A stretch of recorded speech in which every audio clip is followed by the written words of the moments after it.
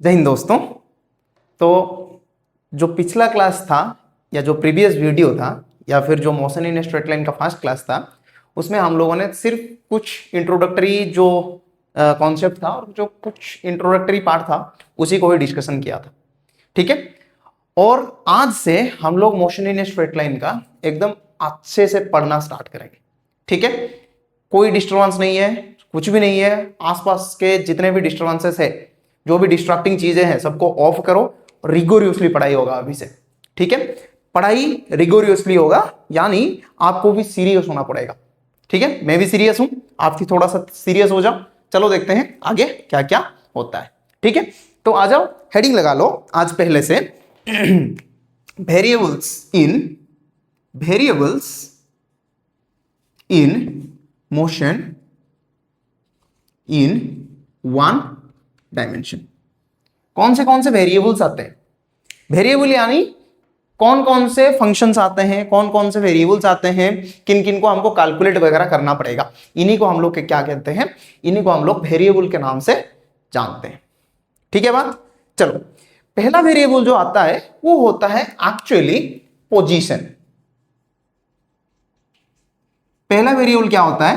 Position. ये क्या होता है? ऑब्जेक्ट जहां पे लोकेटेड है, ऑब्जेक्ट का लोकेशन क्या बताता है? उसी का पोजीशन बताता है। ठीक है। तो मैं यहां पे सब मतलब पूरा बेसिक से स्टार्ट कर रहा हूं।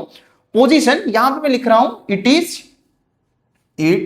Is the location of the object. Object का जो लोकेशन है वही उसका पोजीशन है, वही उसका क्या है? पोजीशन है। ठीक है। इसी को हम लोग बोलते हैं पोजीशन। ठीक है। मैंने कल बताया था, रेस्ट और मोशन नाम का कोई चीज ही नहीं है। एक ऑब्जेक्ट एब्सोल्युटली रेस्ट पर है, एक ऑब्जेक्ट एब्सोल्युटली मोशन कर रहा है, ऐसा कोई चीज ही नहीं है। ठीक है। ये दोनों के दोनों डिपेंड करते हैं किसके ऊपर? ऑब्जर्वर के ऊपर। ऑब्जर्वर कहां है, कैसा है, किसको देख रहा है। ठीक है। ये तीनों कंडीशन डिपेंड करता है। ठीक है। किसके ऊपर? रेस्ट और मोशन के ऊपर।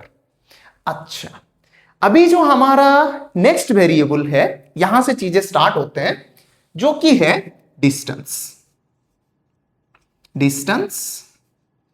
And displacement. ये दोनों के दोनों वेरिएबल्स हैं, इनको आज हम लोग अच्छे से पढ़ेंगे। Distance and displacement. तुम लोगों को ऑलरेडी ये चीज थोड़ा थोड़ा मालूम होगा। ठीक है। तुमको ऑलरेडी ये चीज थोड़ा थोड़ा मालूम होगा, लेकिन आज मैं एक ऐसा बात बताऊंगा जिसको कभी तुमने भी नहीं सोचा होगा। ठीक है। आ जाओ देखते हैं क्या क्या चीज है। पहले हम लोग देखते हैं डिस्टेंस को। पहले हम लोग देखते हैं क्या चीज? डिस्टेंस को। ध्यान रहे, मेरे पास दो पॉइंट है, एक है पॉइंट ए, दूसरा है पॉइंट बी। ठीक है। एक ऑब्जेक्ट जो कि है ऑब्जेक्ट ओ, ए से मूव करना स्टार्ट किया और ऐसे ऐसे करके कहां तक पहुंचा? बी तक पहुंचा। ठीक है। ये क्या है? ये ए से बी का जो पाथ है, path followed by object from A to B, ये उसका पाथ है। ठीक है। इसी को हम लोग क्या बोलते हैं? ये जो पाथ है, यही पाथ ही है क्या? Path followed bye an object. यही है क्या चीज? डिस्टेंस। यही है क्या चीज? डिस्टेंस। ठीक है। अच्छा, तुम बोलोगे सर एक ही डिस्टेंस होगा क्या? मैं बोलूंगा नहीं भाई, एक से बी तक पहुंचने के लिए मैं कितना पाथ ड्रॉ कर सकता हूं? There are uncountable infinite number of paths.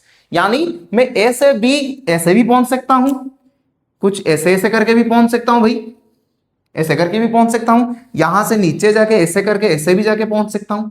ऐसे कितना पाथ ड्रॉ कर सकता हूं? Infinite number of path draw कर सकता हूं।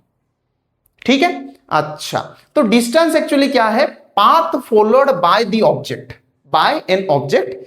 यही है distance between two points, between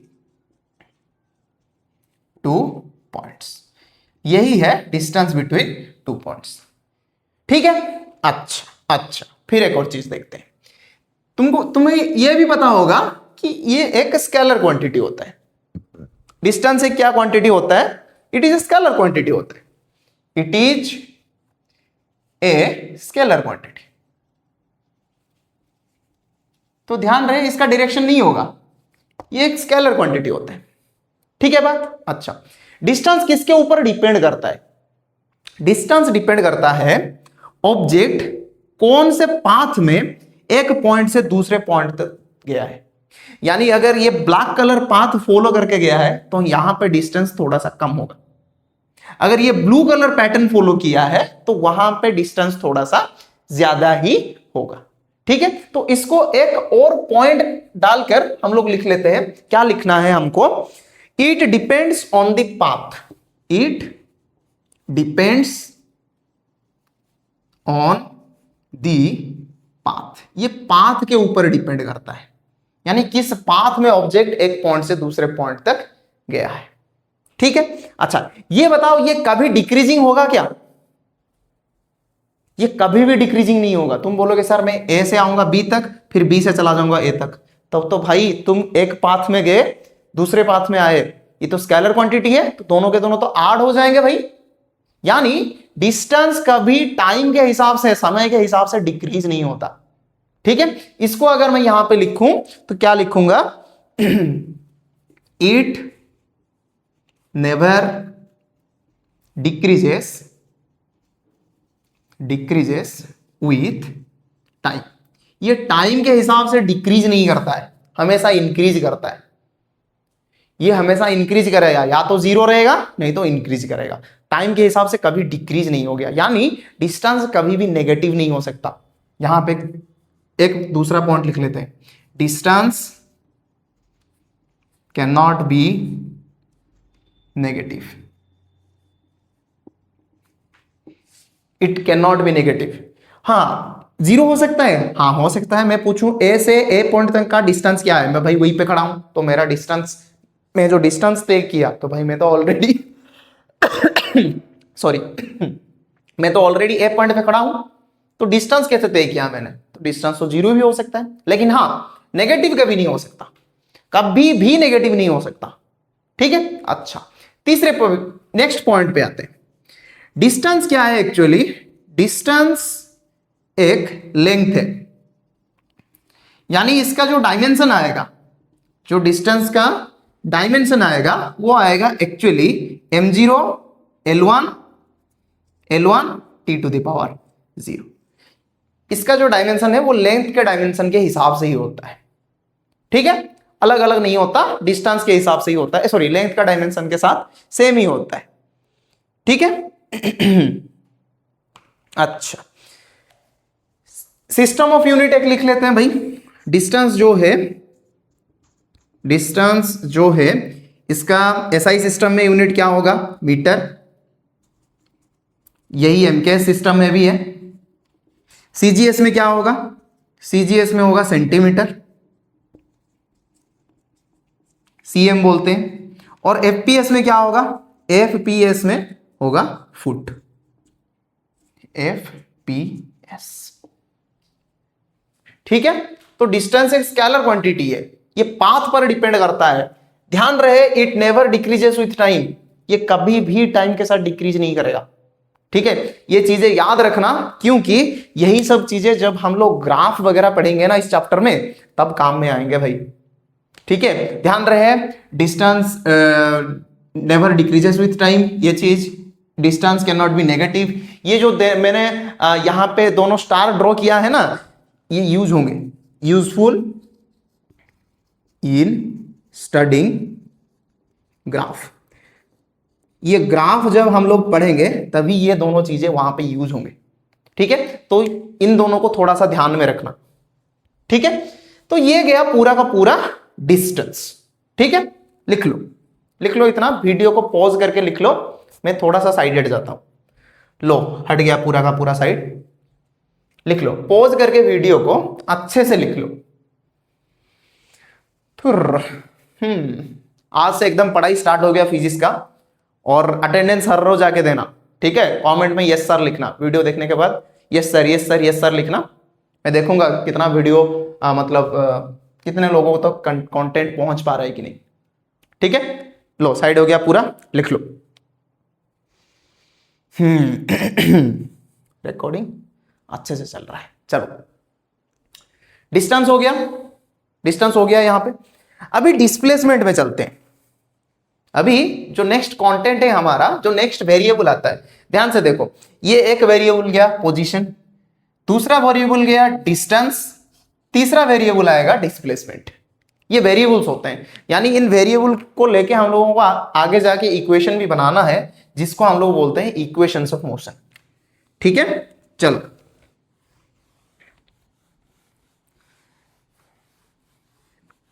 एक काम करो, हेडिंग लगा लो, इसी वक्त हेडिंग लगा लो डिस्प्लेसमेंट। जब मैं बोर्ड को साफ कर रहा हूं तब तुम लोग हेडिंग लगा लो डिस्प्लेसमेंट। और डिस्प्लेसमेंट क्या होता है बताओ जरा कमेंट में, डिस्प्लेसमेंट क्या होता है? लिख लो भाई कमेंट में, क्या होता है डिस्प्लेसमेंट। अब कोई लोग कोई होंगे जो बताएंगे sir displacement is the shortest path travel between 2 points. अच्छा, और क्या है डिस्प्लेसमेंट? यही तो है। अच्छा, और कैरेक्टरिस्टिक्स थोड़ा सा बताओ, कैरेक्टरिस्टिक्स थोड़ा सा बताओ। जैसे कि यहां पे मैंने लिखा डिस्टेंस का एक एक कैरेक्टरिस्टिक्स, वैसे एक एक करके बताओ। कोई लोग बताएंगे सर ये एक वेक्टर क्वांटिटी होता है, मैं बोलूंगा हाँ ये एक वेक्टर क्वांटिटी होता है। कोई लोग बोलेंगे सर ये वेक्टर क्वांटिटी है इसीलिए इसका नेगेटिव का मीनिंग कुछ और है, हाँ मैं बताऊंगा हाँ भाई ठीक है, डिस्प्लेसमेंट वेक्टर क्वांटिटी है तो यहाँ पे डायरेक्शन होगा और ये नेगेटिव भी हो सकता है। मैं बोलूंगा भाई नेगेटिव भी हो सकता है, पॉजिटिव भी हो सकता है और जीरो भी हो सकता है, ठीक है। अभी डिस्टेंस और डिस्प्लेसमेंट का थोड़ा सा फील क्या बताओ मुझे थोड़ा सा फील दे दो, डिस्टेंस और डिस्प्लेसमेंट का क्या फील है? मैं बताऊं, एक फील दूं डिस्टेंस और डिस्प्लेसमेंट का? चलो पहले बता देता हूं डिस्प्लेसमेंट क्या है, फिर बताते हैं डिस्टेंस और डिस्प्लेसमेंट का फील ही कैसे लेना है, ठीक है। चलो हेडिंग लगा लो डिस्प्लेसमेंट। ये तीसरा वेरिएबल है। सर ऐसे कितने वेरिएबल है कुछ एक एक करके पढ़ेंगे हम लोग, तुम लोग टेंशन मत लो, आराम से बैठ के पढ़ाई करो, ठीक है। अच्छा, डिस्प्लेसमेंट क्या है? एक्चुअली जो तुमने बताया था वही सही है। दी shortest path between 2 points is displacement,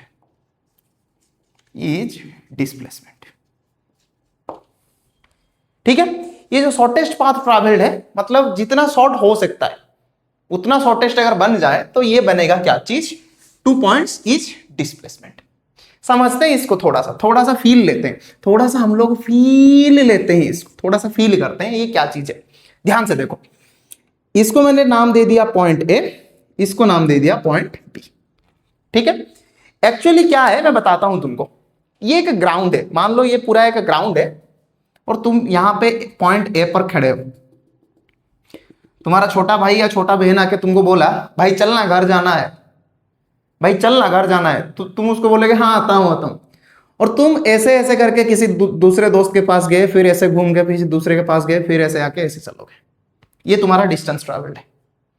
लेकिन वहीं पे बी पॉइंट में अगर तुम्हारा छोटा भाई या छोटी बहन जो भी है वो ना होके पापा होंगे और सिर्फ ऐसे बुलाएंगे, सुन यहां पे काम खत्म, एकदम स्ट्रेट लाइन में गया ऐसे भी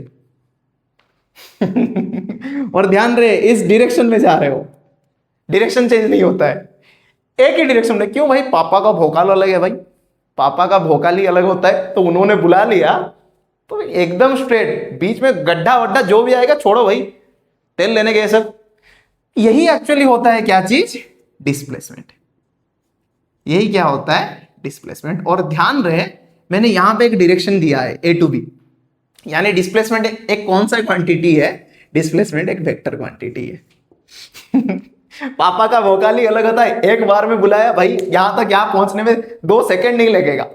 अगर छोटा भाई या छोटी बहन होता तो यहां से यहां पहुंचने में 1 घंटा लगेगा पापा का भोकाल है। तो यहां पे जो ब्लू कलर है वो है डिस्टेंस, वो है डिस्टेंस। और ये है डिस्प्लेसमेंट, जो कि एक वेक्टर क्वांटिटी होता है। ठीक है, तो अब अगर मैं पूछूं ए से बी तक का डिस्प्लेसमेंट क्या है, तो ये जो स्ट्रेट लाइन होगा यही होगा, ये जो स्ट्रेट लाइन होगा यही होगा कौन सा चीज, डिस्प्लेसमेंट। ठीक है, अच्छा सुनो सुनो सुनो, अभी मैं अगर बताऊं हम लोग मोशन इन वन डायमेंशन पढ़ रहे हैं, यानी डिस्प्लेसमेंट अभी हम लोग कौन से पाथ में देखेंगे, एक ही लाइन पर देखेंगे। जैसे ही मोशन इन टू डायमेंशन में घुसेंगे वहां पे चीजें टू डायमेंशन में आना स्टार्ट हो जाएगा। ठीक है, तो motion in a straight line पर हम लोग डिस्प्लेसमेंट कैसे देखते हैं, ध्यान से देखो। सपोज ये एक्स एक्सिस है, ये मैंने मान लिया एक्स एक्सिस, वाई एक्सिस मैंने यहां पे इसीलिए नहीं लिया क्योंकि हमारे लिए एक ही एक्सिस काफी है। ठीक है, और यहां पे है ओरिजिन, यहां पे है ओरिजिन। ठीक है बात, अच्छा ये है एक पॉइंट ए और ये है एक पॉइंट बी। ठीक है, अगर मैं यहां से पूछूं ओरिजिन से बी तक का डिस्प्लेसमेंट क्या होगा, तुम लोग ऐसे बताओगे सर ये होगा, इस डायरेक्शन में होगा, वेक्टर क्वांटिटी है। अच्छा, ओरिजिन से ए तक का डिस्प्लेसमेंट क्या है सर, ये है, ऐसे आना पड़ेगा। फिर मैं बताऊंगा कि भाई ये तो बता दो ए टू बी का डिस्प्लेसमेंट क्या है, तुम लोग ऐसे बताओगे सर ए टू बी का डिस्प्लेसमेंट इस तरफ जाता है। मैं फिर से पूछूंगा भाई बी टू ए का डिस्प्लेसमेंट क्या है, तुम लोग ऐसे बोलोगे भाई डायरेक्शन ऑपोजिट हो गया। यानी मैं यहां पे ये कहना चाहता हूं displacement of A with respect to B is, वो ऐसे होगा बी माइनस ए, जो भी आएगा भाई, जो भी आएगा। यानी मैं इसको ऐसा लिख सकता हूं, ध्यान से देखो ध्यान से देखो ध्यान से देखो, इसको ऐसा भी लिख सकते हैं भाई, क्या लिख सकते हैं, ध्यान से देखो, वो बी वेक्टर है वो इस तरफ है भाई, वो वेक्टर इस तरफ गया है, हाँ या ना, हाँ सर। जो वो ए वेक्टर है वो इस तरफ गया है, हाँ सर। मैं कहां से कहां तक आ रहा हूं, बी से ए तक आ रहा हूं, मैं बी से ए तक आ रहा हूं ना, तो यहां पे जो मिलेगा displacement with respect to displacement of A with respect to B, यानी हम लोग बी से ए तक आएंगे, यानी यहां पे मैं लिखूंगा बी ए वेक्टर जो कि इस तरफ आता है। ठीक है बात, अच्छा बी ए वेक्टर को निकालेंगे कैसे भाई, बताओ बी ए वेक्टर को निकालेंगे कैसे, मैंने वेक्टर पढ़ाया था भाई, बी ए वेक्टर को कैसे निकालेंगे, बी ए को कैसे निकालना पड़ेगा, कहां से किसको माइनस करूं भाई कि डायरेक्शन इस तरफ आएगा। ध्यान से देखो ध्यान से देखो, क्या मैं इसको ऐसे लिख सकता हूं ओ ए माइनस ओ बी, तुम बोलोगे सर ओ बी माइनस ओ ए क्यों नहीं हुआ, अगर मैं ओ बी माइनस ओ ए कर देता तो भाई ओ ए वेक्टर इतना बड़ा है और इसको मैंने पॉजिटिव मान लिया, तो सपोज ओरिजिन से मैंने ये माना इस तरफ है पॉजिटिव, इस तरफ है नेगेटिव, यहां पे मैंने ऐसे माना एक्स एक्स डेस इसीलिए लिखा है। तो ध्यान से देखने पर तुम्हें यह पता चल भी जाएगा वो ए माइनस ओ बी मीन्स इस तरफ आएगा, क्योंकि यहां पे माइनस ओ बी में लिखा हूं और माइनस ओ बी का मतलब है इस तरफ है ओ बी का वेक्टर, वो भी वेक्टर है इस तरफ plus O B minus O B इस तरफ है, तो अगर माइनस अभी से वो ए ऐड कर दिया तो भाई इतना तो आएगा और वो भी नेगेटिव आएगा। ठीक है, अच्छा फिर से वैसे बताऊंगा displacement of B with respect to A, with respect to A, ये होगा कौन सा चीज, ए बी, यानी ए से बी तक का डिस्प्लेसमेंट कितना होगा। तुम बोलोगे सर ऑब्जर्वर कहां पे है, मैं बोलूंगा भाई ऑब्जर्वर वो पर है। ठीक है, तो ये बना ए बी वेक्टर, और ए बी वेक्टर को हम लोग कैसे निकालेंगे, A B vector equals to, इसको मैं लिखूंगा O B vector minus O A vector. ये थोड़ा सा वेक्टर का चीजें हैं, इसको थोड़ा सा समझ लो क्योंकि यही चीजें आगे जाके काम में आएंगे, यही चीजें आगे जाके काम में आएंगे। ध्यान से देखो, यहां पे मैं ओ ए माइनस ओ बी लिखा हूं, वो ए का मैग्नीट्यूड छोटा है, वो बी का मैग्नीट्यूड बड़ा है, अगर मैं इसको यहां से माइनस कर लूं, यानी मैं ओ बी माइनस ओ ए कर लूं, तो इसका तो मैग्नीट्यूड बड़ा है भाई, इसको माइनस कर लिया तो डायरेक्शन तो फिर भी इस तरफ रहेगा, लेकिन मुझे बी ए चाहिए था, यानी इसका ऑपोजिट डायरेक्शन चाहिए था, तो इसीलिए मैंने ओ बी को माइनस कर लिया। माइनस करने से इसका डायरेक्शन उस तरफ हो जाएगा, अगर डायरेक्शन उस तरफ हो गया तो अभी इसको अगर इससे माइनस करूं तो रिजल्टेंट इस तरफ आएगा, बताया था मैंने। कि भाई जिसको जहां से माइनस कर रहे हो, अगर वो बड़ा वेक्टर है तब डायरेक्शन उस तरफ होगा, नहीं तो वो छोटा वेक्टर है तो डायरेक्शन उसका ऑपोजिट डायरेक्शन में होगा। ठीक है, अच्छा ये गया डिस्प्लेसमेंट के बारे में। अभी डिस्प्लेसमेंट क्या क्या हो सकता है, फर्स्ट ऑफ ऑल यहां पे एक एक चीजें लिखते हैं। Displacement is a vector quantity, is a vector quantity, पहली बात। दूसरी बात क्या हो सकता है भाई, क्या हो सकता है, वेक्टर हो सकता है, मतलब ये नेगेटिव भी हो सकता है, it can be positive, it can be negative and it can be zero. Yes, ये चीजें ध्यान में रखो, ये बताऊंगा। डिस्प्लेसमेंट कैन बी पॉजिटिव कमा नेगेटिव और जीरो, ये जीरो भी हो सकता है। कैसे जीरो होगा बताता हूं, रुको, कैसे जीरो होता है बताता हूं। यहीं पे आओ, इसको मैंने ले लिया पॉइंट ए, इसको मैंने ले लिया पॉइंट बी, ऑब्जर्वर यहीं पे खड़ा है और मैंने ऑब्जर्वर को पूछा कि भाई ए से बी तक का डिस्प्लेसमेंट क्या है, तो वो बताएगा सर ए बी होगा। मैंने कहा हाँ ठीक है, ए बी ले लिया, ठीक है, तो यहां पे मैंने मान लिया ए बी वेक्टर, ठीक है। फिर मैंने पूछा कि भाई बी से ए तक का डिस्प्लेसमेंट क्या होगा, फिर वो ऐसे बताएगा सर ये होगा बी ए। फिर मैंने उसको पूछा भाई ए बी और बी ए के बीच में रिलेशन क्या है, तो ये बताएगा सर दोनों का मैग्नीट्यूड सेम है, क्योंकि यहां से इस तक का जो डिस्टेंस है, जो पाथ है, जो स्ट्रेट लाइन के अलोंग से पाथ है वो सेम होता है, लेकिन डायरेक्शन अपोजिट है। यानी मैं यहां पे लिख सकता हूं A B is equal to minus B A. यानी अगर कोई ए से बी तक स्ट्रेट लाइन में गया और बी से ए तक फिर से चला आया, तो उसका टोटल डिस्टेंस ट्रैवल कितना हो जाएगा, जीरो हो जाएगा। यानी मैं यहां पे लिख सकता हूं A to B to A, displacement कितना होगा यहां पे, डिस्प्लेसमेंट यहां पे कितना होगा, जीरो। यहां पे डिस्प्लेसमेंट ही जीरो होगा। यानी ध्यान रहे, इन ए क्लोज्ड पाथ, हमेशा in a closed path, the displacement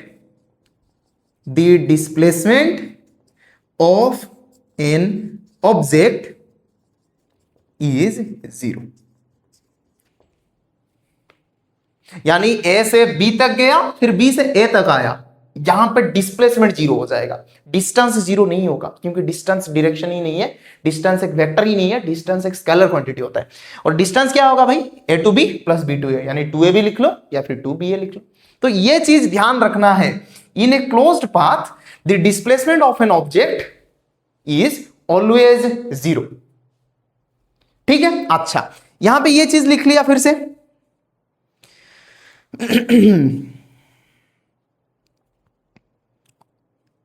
लिख लो एक एक करके, पॉज करके।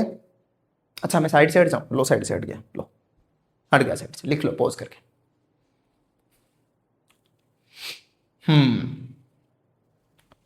दिखाई दे रहा है ना हैंड राइटिंग, हाँ दिखाई दे रहा है, कोई दिक्कत नहीं है, लिख लिया पॉज करके। अच्छा एक और चीज मुझे बताना था, कहां पे लिखूं, यहीं पे लिख लेता हूं, यहीं पे लिख लेता हूं। Displacement does not depend on the path traveled by the object. It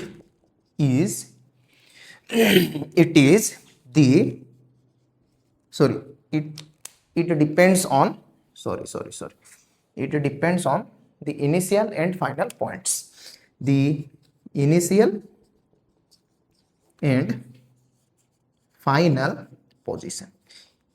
ये केवल इनिशियल और फाइनल पोजीशन पे डिपेंड करता है, ठीक है, इनिशियल और फाइनल पॉइंट पे डिपेंड करता है, बाकी किसी पे भी डिपेंड नहीं कर सकता। और यहां पे तुम लोग एक और चीज नोटिस कर सकते हो कि क्या हो रहा है भाई, ए बी वेक्टर जो आएगा उसका एग्जैक्टली अपोजिट होता है बी ए वेक्टर, मैग्नीट्यूड सेम रहता है, लेकिन हाँ चेंज क्या हो जाता है, डायरेक्शन चेंज हो जाता है। ठीक है, इसका भी वही, ये भी एक लेंथ होता है, यानी ये भी एक लेंथ होता है, यहां पे लिख लेता हूं इट इज ए लेंथ, ये भी एक लेंथ होता है। तो इसका डायमेंशन जो भी होगा, डिस्प्लेसमेंट का डायमेंशन, वो लेंथ के बराबर होगा, यानी फिर से m0 l1 t0 यही होगा। और इसका ऐसा यूनिट क्या आएगा, मीटर आएगा, सीजीएस सेंटीमीटर, सीजीएस का यूनिट सेंटीमीटर और एपीएस का यूनिट फुट। ठीक है, लिख लो, पॉज करके वीडियो को लिख लो, वीडियो को अच्छे से पॉज करो और लिख लो। लिख लिया पॉज करके, मैं निपटा रहा हूं। ठीक है सर, किसको निपटाना है, किसी को निपटाना नहीं है भाई, क्लीन करना है बोर्ड को। हम लोग कैसे भाई निपटा सकते हैं, हम लोग तो 2 कौड़ी के टीचर हैं भाई। ठीक, मैं तो 2 कौड़ी का हूं, हम लोग तो 2 कौड़ी के टीचर्स हैं। हम लोग कैसे किसको निपटा सकते हैं, छोड़ो, टीचर कैसे किसको निपटा सकते हैं, कोई नहीं निपटा सकता भाई।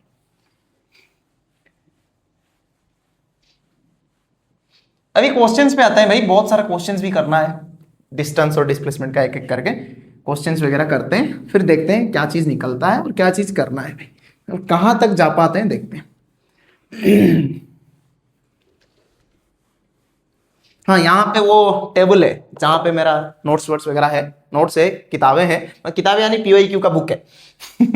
वहां पे क्वेश्चंस तो देना रहेगा ना, और क्वेश्चंस में लिख नहीं सकता, इतना ज्यादा क्वेश्चन कौन लिखेगा भाई। तुम लोगों को भी अभी लिखना हो, सोच रहा हूँ स्मार्ट बोर्ड का इंतजाम जल्दी से हो जाए, जैसे जैसे चैनल ग्रो करेगा ना भाई, स्मार्ट बोर्ड का इंतजाम भी हो जाएगा, और जैसे स्मार्ट बोर्ड का इंतजाम हो जाएगा तुम लोग फिजिक्स और अच्छे से पढ़ पाओगे, और अच्छे से मैं फील दिला पाऊंगा।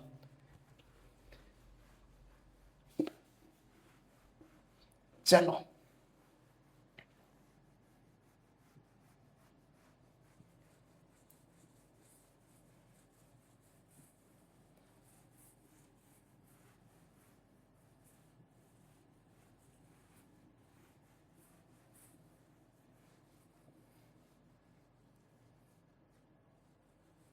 चलो, बन गया है यहां पे पूरा चीज। अभी क्वेश्चंस पे चलते हैं। क्वेश्चन में इन्होंने क्या पूछा, सपोज देखो ऐसा क्वेश्चन इन्होंने दिया, क्वेश्चन ऐसे दिया कि भाई एक पॉइंट है ए, दूसरा पॉइंट है बी, एक पार्टिकल था जो कि एक सेमी सर्कुलर आर्क करके ए टू बी गया, और इसका जो रेडियस है वो है स्मॉल आर, यहां से यहां तक ऐसे करके गया। ठीक है, तो इन्होंने यहां पे पूछ लिया, तुम बताओ द रेशियो बिटवीन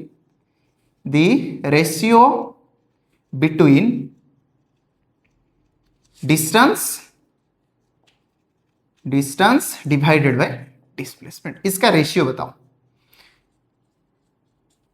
देखते हैं क्या हो पाता है। ये बहुत से बेसिक सा सवाल है, सभी टीचर्स जो भी पढ़ाते हैं वो इसी सवाल से शुरुआत करते हैं। ठीक है, क्योंकि ये बहुत बेसिक सा सवाल है, तो यहां से चीजें स्टार्ट होता है। ठीक है, यानी मैक्सिमम टीचर्स इसी से ही शुरुआत करते हैं। ठीक है, आ जाओ करो इसको थोड़ा सा।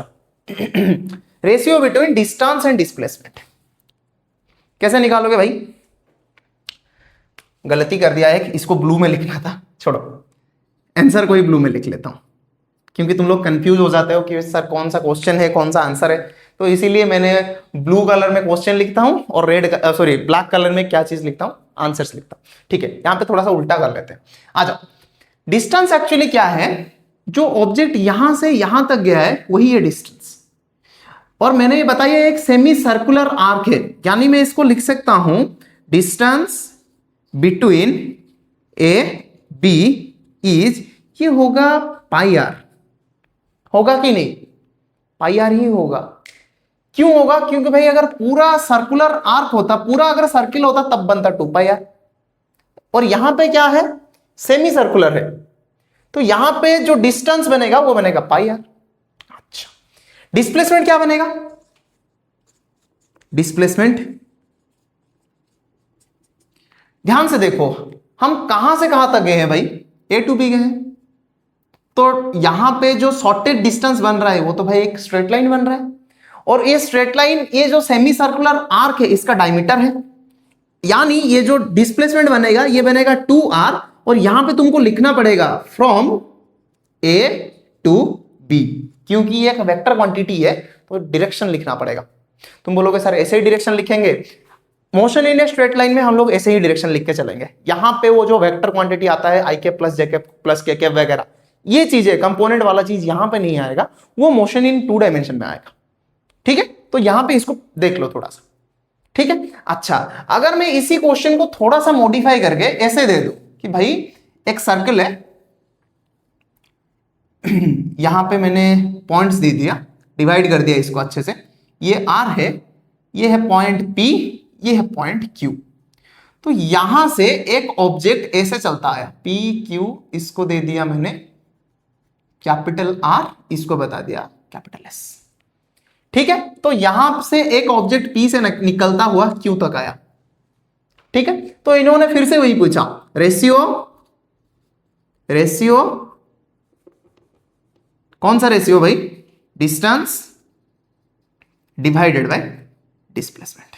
इसको निकालो एक बार, distance divided by displacement, ratio निकालो इसका। हाँ, इसका रेशियो अगर निकाले, अगर इसका रेशियो निकाले तो भाई डिस्प्लेसमेंट का हमको मैग्नीट्यूड लेना पड़ेगा, क्योंकि वेक्टर है और वेक्टर का डिवीजन नहीं होता। ठीक है, तो इसको अगर निकालूं मैं तो ये निकलेगा क्या? पाई आर डिवाइडेड बाय 2r, जो कि निकलेगा पाई बाय 2। यहां पे निकालो डिस्टेंस बाय डिस्प्लेसमेंट कितना होगा? P से स्टार्ट हुआ है, Q तक आया है, डिस्टेंस और डिस्प्लेसमेंट क्या होगा? और डिस्टेंस डिस्प्लेसमेंट को थोड़ा सा अच्छे से लिखना। डिस्प्लेसमेंट यहां पे ऐसे पूछा होगा तुमको, क्या चीज? ये पूछा होगा, डिस्टेंस और डिस्प्लेसमेंट का जो मैग्नीट्यूड होता है उसी को पूछा होगा। ठीक है, अच्छा बताओ क्या आएगा आंसर? कुछ आया? नहीं आया? देखो क्या होगा, थोड़ा सा पॉज करके ट्राई कर लो। आसान से सवाल है भाई, बहुत आसान से सवाल है, इतना डिफिकल्ट सवाल मैं लेकर के नहीं आया हूं। पहले तो आसान आसान सवाल रहेंगे भाई यहां से। ठीक है, तो करो इसको थोड़ा सा। हुआ कुछ हुआ? नहीं हुआ? देखो डिस्टेंस क्या आएगा भाई? डिस्टेंस आएगा ये जो आर्क है प्लस ये जो आर्क है प्लस ये जो आर्क है, ये तीनों आर्क जो होते हैं इन्हीं को सम कर दो तो तुमको क्या निकल आएगा भाई? तुमको डिस्टेंस निकल आएगा। डिस्टेंस क्या आएगा? मुझे पता है theta equals to L upon R. ठीक है, मैं क्या कर रहा हूं भाई, इतना बड़ा एक आर्क ले लिया, ये पूरा का पूरा आर्क है, मुझे यही निकालना है। यानी मैं यहां पे लिखूंगा L is equal to theta into R. ध्यान से देखो, ये pi by two pi by two pi by two, 3 pi by 2 बन गया, तो ये बना 3 पाई बाई 2 इंटू आर। यानी मैं इसको लिख सकता हूं 3 पाई आर डिवाइडेड बाई 2। इसको ऐसा लिख सकता हूं, नहीं तो लिख सकता हूं L is equal to 1.5 pi R. भाई कट गया यहां से 1.5। ठीक है, अच्छा ये निकला डिस्टेंस ट्रैवल्ड, ये निकला क्या चीज? डिस्टेंस। डिस्प्लेसमेंट क्या होगा? P से Q तक displacement from P to Q क्या होगा? ये चीज, ये Q है, ये Q है, Q क्या होगा? ये चीज P से Q तक का जो डिस्प्लेसमेंट है वो ऐसा आएगा। अगर ये R है और ये भी R है तो ये क्या बनेगा? ध्यान से देखो, इन दोनों के बीच में एंगल कितना है? 90 डिग्री है, तो ये क्या बनेगा भाई? √2r। ये बनेगा क्या? √2r। और डायरेक्शन किस तरफ होगा? P से Q तक, ऐसे बनेगा। यानी मैं इसको लिखूंगा √2r PQ, ऐसे बनाऊंगा भाई PQ वेक्टर, PQ के डायरेक्शन में है तो इसको लिखूंगा along PQ, लिखा मैंने ऐसे करके। ठीक है, अच्छा अगर मैं अभी इन दोनों का रेशियो ले लूं तो क्या होगा भाई? ध्यान से देखो, डिस्टेंस कितना है? 3/2 पाई आर डिवाइडेड बाई डिस्प्लेसमेंट का, यहां पे मुझे मैग्नीट्यूड लेना पड़ेगा। डिस्प्लेसमेंट का मैग्नीट्यूड कितना होता है भाई? वही √2r। तो यहां पे मैंने ले लिया √2r, कैंसिल आउट हो गया और ये क्या बना? 3/2 √2, यहां पे मैं लिखूंगा पाई। यही है इन दोनों का रेशियो। यहां से अगर तुम थोड़ा सा ध्यान से देखोगे तो यहां पे तुम लोग देख सकते हो कि भाई 1.5 pi R is greater than √2r। और बिल्कुल वहां पे ऐसा ही चीज pi R is greater than 2r। यानी ये चीज याद कर लो, एक बार नोट करके लिख लो, नोट करके लिख लो, जो डिस्टेंस होता है वो एक स्केलर क्वांटिटी होता है। ये ग्रेटर देन होगा नहीं तो इक्वल टू होगा। अगर स्ट्रेट लाइन में चल रहा है ऑब्जेक्ट तो जो डिस्टेंस है वही डिस्प्लेसमेंट है। अगर ऑब्जेक्ट स्ट्रेट लाइन में मूव कर रहा है एक पॉइंट से दूसरे पॉइंट तक, तो जो डिस्टेंस है वही तुम्हारे लिए डिस्प्लेसमेंट है। तो यहां पे मैं वो चीज लिख लेता हूं, डिस्टेंस इज ग्रेटर देन और इक्वल टू डिस्प्लेसमेंट का मैग्नीट्यूड होगा, डिस्प्लेसमेंट का मैग्नीट्यूड, डिस्प्लेसमेंट का मैग्नीट्यूड। ठीक है बात, चमका एकदम से? मुझे ऐसा लगता है कि अच्छे से चमका होगा, यूं ही नहीं चमका होगा, पूरा एकदम अच्छे से चमका होगा। ठीक है, बढ़े आगे। अच्छा भाई, चलते हैं नेक्स्ट क्वेश्चन पे, चलते हैं नेक्स्ट क्वेश्चन वगैरह पे चलते हैं, क्योंकि क्वेश्चन जितना ज्यादा करेंगे चैप्टर्स में उतना अच्छा चीजें हमको समझ में आएगा। लिख लिया इतना? मैं उस साइड को क्लीन कर लेता हूं, हट गया, क्लीन कर लूं भाई, अभी कर लूं क्लीन। चलो सर, स्लो क्यों पढ़ा रहे हैं? स्लो इसीलिए पढ़ा रहा हूं क्योंकि हम लोग चैप्टर्स के स्टार्टिंग में है, और चैप्टर स्टार्टिंग में से थोड़ा सा स्लो ही चलता है, क्योंकि तुम लोगों को थोड़ा सा एडजस्ट करना भी पड़ता है। ठीक है, और यही मेरा नॉर्मल स्पीड भी रहेगा। अगर तुम लोगों को थोड़ा सा तेज पढ़ना है तो वीडियो का जो स्पीड है उसको 1.25x नहीं तो 1.5x कर लो। और हिंदी भी मेरा इतना अच्छा नहीं है, ठीक ठाक ही है हिंदी। हिंदी अगर थोड़ा सा सही हो जाता तब तो बात अलग है। हिंदी थोड़ा सा सही नहीं है क्योंकि मैं जहां से बिलोंग करता हूं, मेरा घर हिंदी स्पोकन वाले जो स्टेट्स होते हैं जहां पे हिंदी मातृभाषा है उनमें से नहीं है। मैं उड़ीसा से बिलोंग करता हूं, मैं उड़ीसा से हूं, और यहाँ पे हम लोग ज्यादातर मैक्सिमम 99.9% जो लोग हैं वो उड़िया ही बोलते हैं। तो थोड़ा सा मेरा हिंदी ही खराब है, लेकिन हाँ तुम लोगों को पढ़ाते पढ़ाते सही हो जाएगा, टेंशन मत लो। ठीक है बात? अच्छा, नेक्स्ट क्वेश्चन पे आते हैं। नेक्स्ट क्वेश्चन बिल्कुल वही डिस्टेंस और डिस्प्लेसमेंट का ही दूंगा और कुछ भी नहीं दूंगा। ठीक है, अच्छा रुको थोड़ा सा, मुझे थोड़ा सा निकालने दो क्वेश्चंस। कहां गया कहां गया कहां गया? लो आ गया, लो भाई आ गया। ए बॉडी, इन्होंने क्वेश्चन में ऐसा बताया, रुको थोड़ा सा रुक जाओ। हाँ, a body moves 6 metre north, question है, बहुत अच्छा क्वेश्चन है। A body moves 6 metre north, comma, फिर उन्होंने बताया 8 मीटर ईस्ट, 8 मीटर पूरब की तरफ। ईस्ट मतलब पूरब की तरफ, ये उत्तर की तरफ गया, फिर गया ईस्ट की तरफ। 10 metre vertically upwards, 10 metre vertically upwards, vertically upwards, 10 metre vertically upwards. फिर इन्होंने क्या पूछा? What is the resultant displacement from the initial position? What is the resultant displacement from the initial position? Calculate करो, video को थोड़ा सा pause करके इसको कैलकुलेट करो, वीडियो को थोड़ा सा पॉज करो और कैलकुलेट करो। मैं थोड़ा सा पानी पी लेता हूं। हो गया सॉल्यूशन? कर लिया? पॉज करके ट्राई, पॉज करके ट्राई करो, पॉज करके। मैं आंसर करने जा रहा हूं भाई, पॉज करके ट्राई कर लो। दिखाई दे रहा है ना क्वेश्चन? हाँ दिखाई तो दे रहा है, कोई दिक्कत नहीं है इसमें। चलो अच्छा, इसको करें कैसे भाई? थोड़ा सा समझो। मैंने यहां पे एक पेज ले लिया जिसका ये एक एक्सिस है, दूसरा ये एक एक्सिस है, और तीसरा एक्सिस ऐसे करके ऊपर गया है। 3 डायमेंशनल डायग्राम समझ लो इसको। पेज रखा है ऐसे करके, सच दैट इसका जो ये डायरेक्शन है ये होगा ईस्ट, ये होगा वेस्ट, ये होगा नॉर्थ, ये होगा साउथ, ये होगा अप और ये होगा डाउन। ठीक है, अच्छा तो इन्होंने क्या बताया पहले समझो। A body moves 6 metre towards north, यानी बॉडी यहां से ओरिजिन से नॉर्थ तक गया कितना मीटर, 6 मीटर। ठीक है, अच्छा यहां तक ऐसे करके गया, ठीक है। फिर वहां से 8 मीटर ईस्ट चला, तो वहां से 8 मीटर ईस्ट ऐसे चलेगा भाई, 8 मीटर यहां से ऐसे चला। ठीक है, अच्छा फिर वहां से 10 मीटर वर्टिकली अपवर्ड गया, यानी वर्टिकली भी इसने अपवर्ड चढ़ा है 10 मीटर ऐसे करके ऊपर गया है ऐसे करके। थोड़ा सा 3 डायमेंशनल है, थोड़ा सा 3 डायमेंशनल है। मेरा ड्राइंग इतना अच्छा नहीं है, लेकिन हाँ समझ लो थोड़ा सा। ठीक है, तो इन्होंने ऐसा बताया कि जो what is the resultant displacement from the initial position, initial position में से कितना डिस्प्लेसमेंट ये गया है।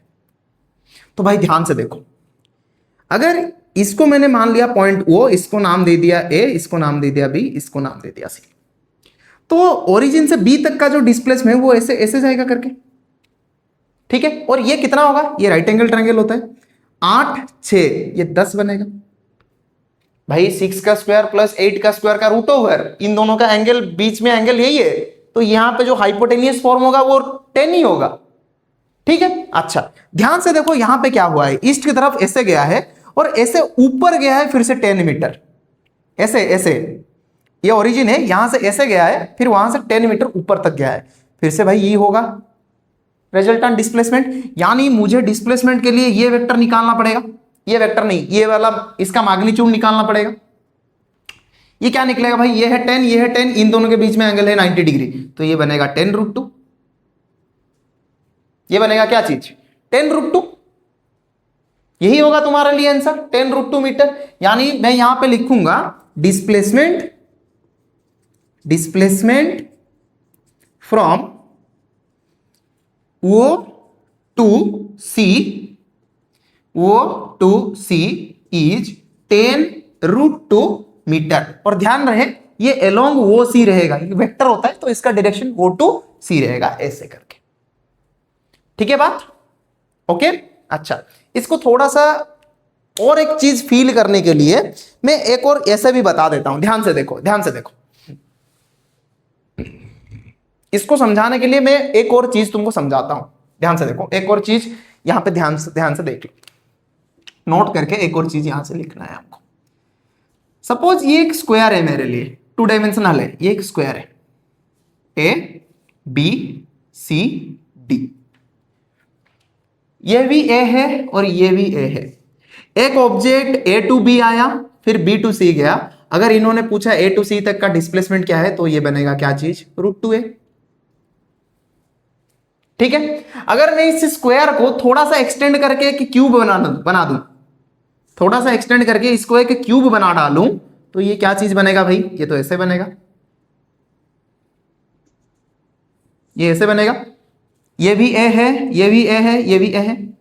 इसको मैंने क्या किया, ध्यान से देखो, इसको मैंने क्या किया एक्चुअली, मैं यहां से चला, ये जो डिस्टेंस है ए, फिर यहां से ऐसे करके गया फिर से ए, और यहां से ऊपर तक चला गया फिर से ए। यानी मैं एक्चुअली गया हूं पी क्यू एस, इतना डिस्टेंस में गया हूं भाई, ऐसे गया फिर ऐसे करके ऊपर गया। तो इन्होंने अगर पूछा पी से एस तक का डिस्प्लेसमेंट क्या होगा, तो भाई ये बताओ थोड़ा सा क्या होगा, क्या चीज निकलेगा यहां पे, कमेंट सेक्शन में बताओ ये क्या चीज आएगा, पी से एस तक का जो डिस्प्लेसमेंट है कैसे निकालना है। पहले तो ये निकाल लो, ये आएगा √2a, बताया था मैंने मैथमेटिकल टूल्स में। ठीक है, अगर ये √2a ये a है, तो भाई ये बनेगा √3a। यानी P टू S तक का डिस्प्लेसमेंट जो है, P टू S तक का जो डिस्प्लेसमेंट है वो कितना आएगा, √3 है एलोंग PS। ध्यान रखना वेक्टर क्वांटिटी है, तो P टू S तक का जो डिस्प्लेसमेंट है वो आएगा √3 है। लेकिन यहां से अगर यहां तक आऊंगा उसका मैग्नीट्यूड वही रहेगा √3 है, लेकिन डायरेक्शन ऑपोजिट हो जाएगा एकदम से, डायरेक्शन एकदम इसका ऑपोजिट बन जाता है। ठीक है बात, चलो नेक्स्ट क्वेश्चन पे चलते हैं, नेक्स्ट क्वेश्चन पे चलते हैं। और नेक्स्ट क्वेश्चन हमारे लिए क्या है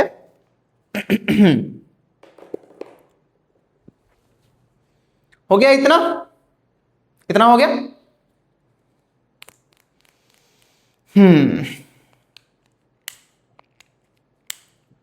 हो गया इतना? चलो मैं निपटा रहा हूं, लिख लिया भाई, पॉज करके लिख लो। मैं साइड हट गया, लो साइड हट गया फ्रेम से, अभी पॉज करो और लिख लो। लिख लिया? निपटा दूं? चलो सर कितने क्वेश्चंस हैं? मैं आज बेसिकली तुमको वही डिस्टेंस और डिस्प्लेसमेंट का जो मेन चीज है वही बताने वाला हूं। हम लोग शायद नेक्स्ट क्लास में डिस्कशन करेंगे स्पीड और वेलोसिटी, फिर उसके बाद होगा एक्सीलरेशन, इतने में वेरिएबल्स खत्म होंगे। फिर उसके बाद आएगा इक्वेशंस ऑफ मोशन, जो कि इक्वेशन होता है इन्हीं सभी का। ठीक है, चलो भाई देखते हैं क्या चीज निकलता है इन्हीं में से। सर एक सवाल और भी है भाई, एक नहीं, अभी हम लोग जेई के सवाल सॉल्व करेंगे। नीट में शायद डिस्टेंस और डिस्प्लेसमेंट का इतना ज्यादा क्वेश्चन ही नहीं पूछता है। मैंने एकदम देखा पीवाईक्यू का बुक देखा, रिसेंट क्वेश्चंस तो नहीं लिया मैंने। चलो फिर देखते हैं कितना तक हम लोग कर पाते हैं, फिर वहां पे आते हैं। ठीक है, अभी हम लोग जेई का क्वेश्चन उठा रहे हैं, अभी हम लोग जेई का क्वेश्चन ले रहे हैं। और इन्होंने पूछा, ये 4 अप्रैल 2024 से शिफ्ट 2 में पूछा था। 4 अप्रैल 2024 शिफ्ट टू में ये वाला क्वेश्चन पूछा था। तो इन्होंने क्या बताया क्वेश्चन में, ए साइक्लिस्ट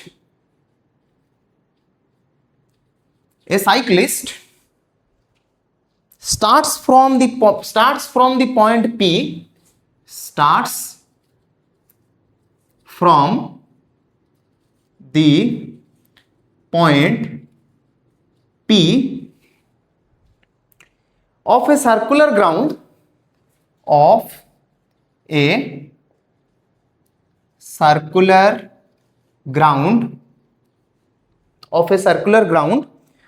radius 2 मीटर,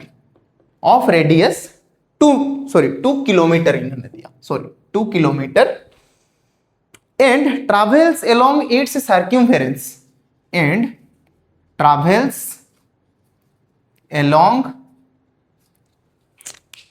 इंग्लिश के लिए माफी चाहूंगा, जो भी इंग्लिश का स्पेलिंग मिस्टेक हो रहा है ना उसके लिए थोड़ा सा माफ कर देना। along its circumference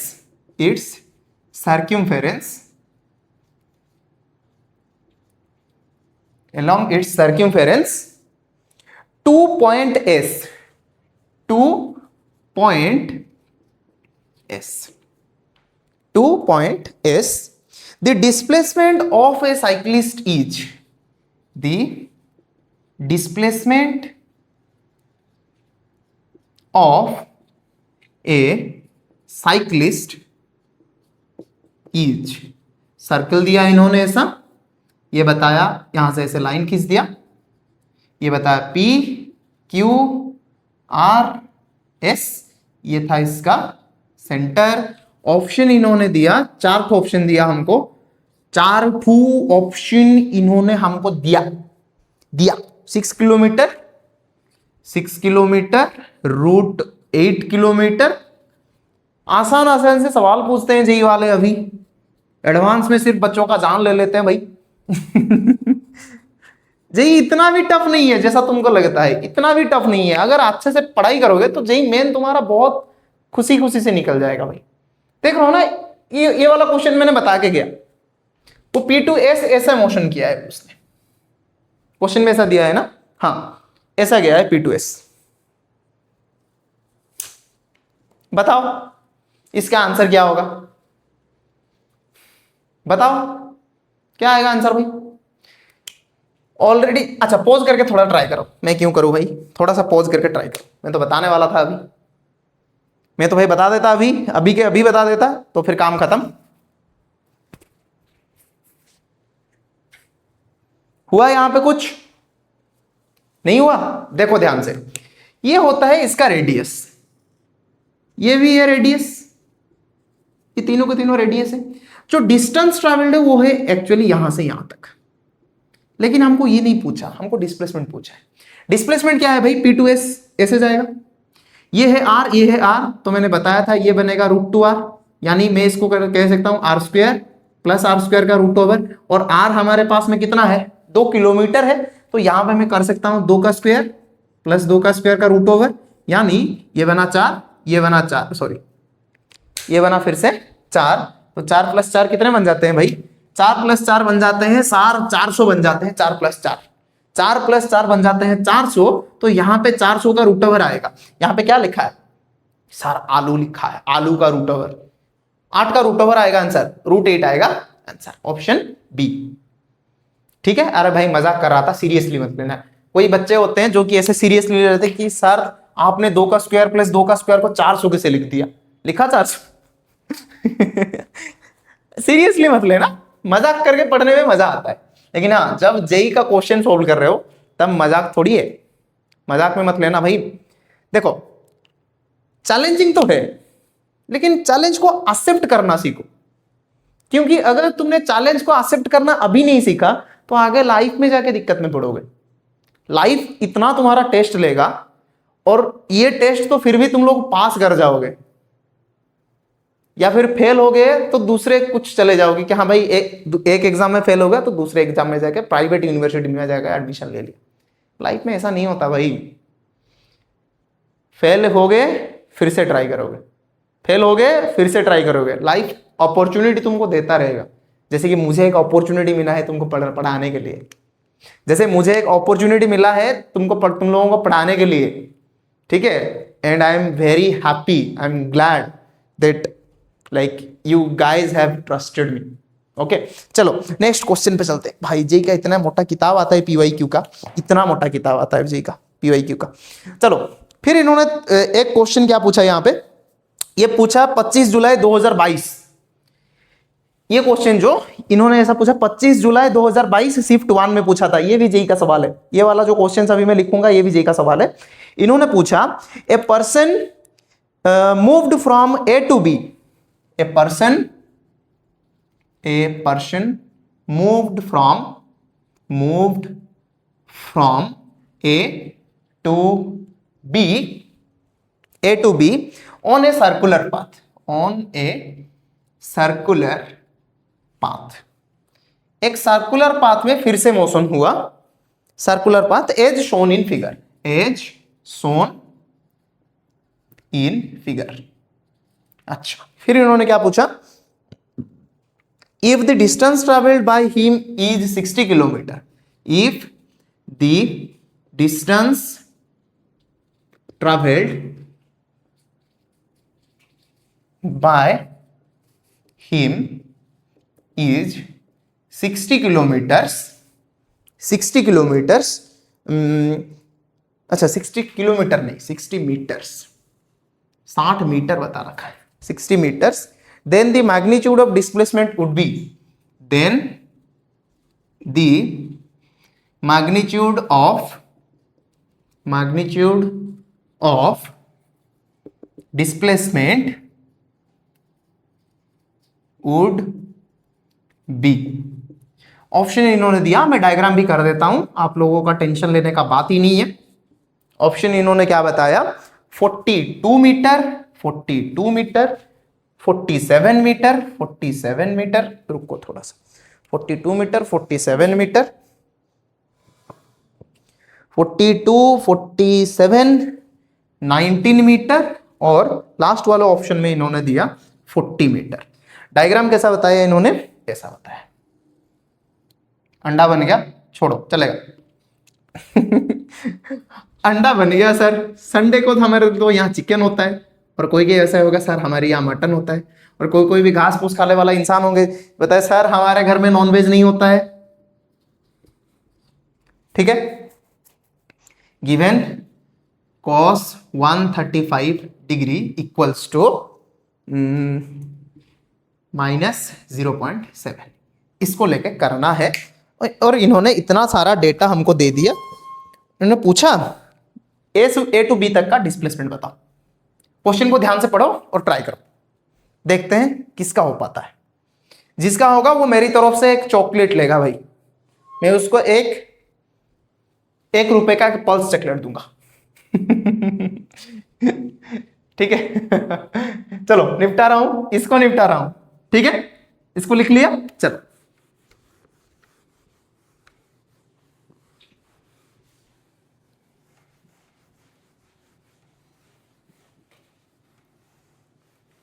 क्वेश्चन को पॉज करके एक बार खुद ट्राई करो, फिर आते हैं यहां पे।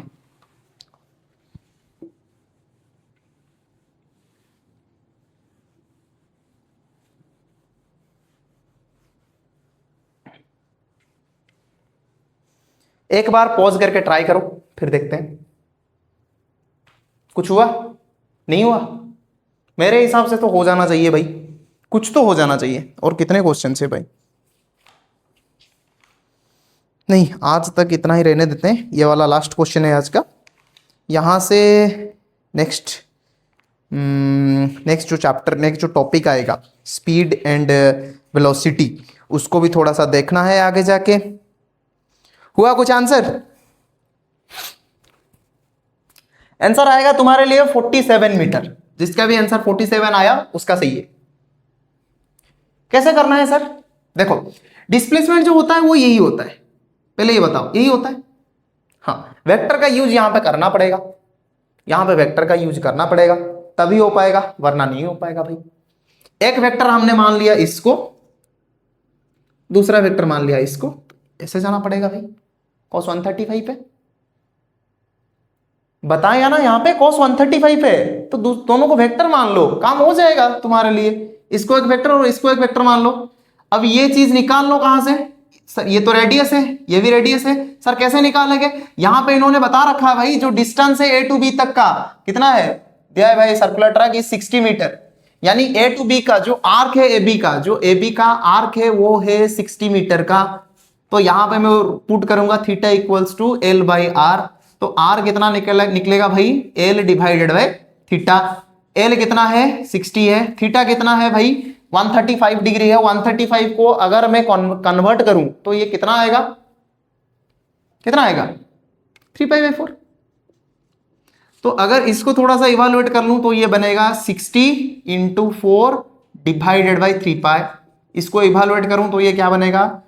3 20 20 40 80 डिवाइडेड बाई पाई। तुमको ये रेडियस मिल गया, ये तुम्हारा जो रेडियस था ये मिल गया।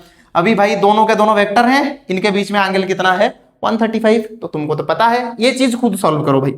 ए square plus B square plus 2ab cos 135 की जगह तुम लोग लिख सकते हो 3π/4। इसको खुद सॉल्व करो, मैं नहीं बताऊंगा। R square plus 2r into R cos 3π/4। इसको सॉल्व करो, क्या चीज आएगा मुझे खुद बताओ। मैं सॉल्व नहीं करूंगा इसको, मैं इसको कतई नहीं सॉल्व करूंगा भाई। करो खुद बैठ के करो, क्या आएगा देखते हैं। आया कुछ? अरे भाई देख लो क्या होता है। ये आएगा 2r स्क्वायर, फिर से ये आएगा 2r square cos 3π/4 cos 135 degree इन्होंने बता रखा है -0.7। तो यहां पे हमको फिर से पुट करना पड़ेगा -0.7 का रूट ओवर। तो मैंने यहां पे 2r स्क्वायर कॉमन ले लिया, तो ये बना 1 माइनस 0.7। इसी को अगर तुम लोग कैलकुलेट करते रहोगे तो ये क्या मिलेगा भाई? रुको कैलकुलेटर लाके लगा देते हैं, आंसर कितना निकलेगा पता चल जाएगा।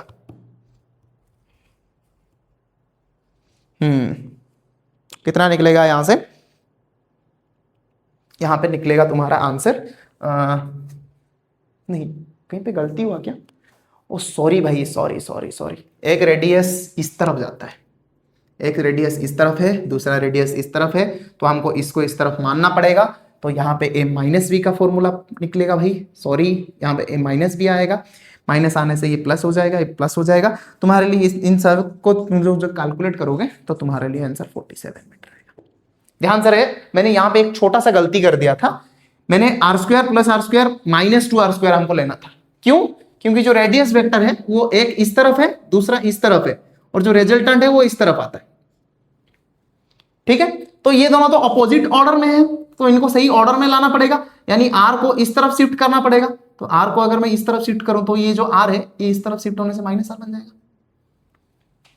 तो यहां पे भाई दोनों का नेगेटिव लेना है, मतलब r प्लस -r वेक्टर करना है, तो ये चीज तो एप्लीकेबल होता है, r वेक्टर -r वेक्टर होता है।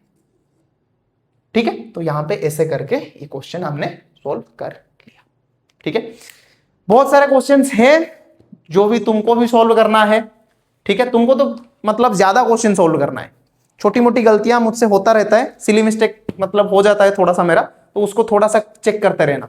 जैसे कि यहाँ पे वो माइनस साइन छूट गया था मेरा, मुझे मतलब इतना ध्यान नहीं गया कि भाई यहाँ पे नेगेटिव होता है, तो छोटा मोटा मिस्टेक होता रहता है भाई, ह्यूमन है, ह्यूमन बीइंग है, इसीलिए मिस्टेक करता रहता है। लेकिन हाँ, उन मिस्टेक को एक्सेप्ट भी करना है और आगे भी बढ़ना है। ठीक है, तो चलो मिलते हैं अगले वीडियो में। तब तक के लिए आप लोग अच्छे से बैठ के पढ़ाई करते रहो। डिस्टेंस और डिस्प्लेसमेंट का जितने भी पीवाईक्यूज है, नीट के इतने ज्यादा क्वेश्चंस नहीं है, जेईई मेन का क्वेश्चन आता है। और जिस हिसाब से नीट का चल रहा है एग्जाम, मुझे ऐसा लगता है कि तुमको जेईई का कुछ सिलेक्टेड क्वेश्चंस करना पड़ेगा। ठीक है, सेम टाइप के क्वेश्चन को स्किप करो, सिर्फ जो सिलेक्टेड क्वेश्चन है उसी को करो। ठीक है, चलो मिलता हूं अगले वीडियो में, तब तक के लिए जय हिंद, वंदे मातरम।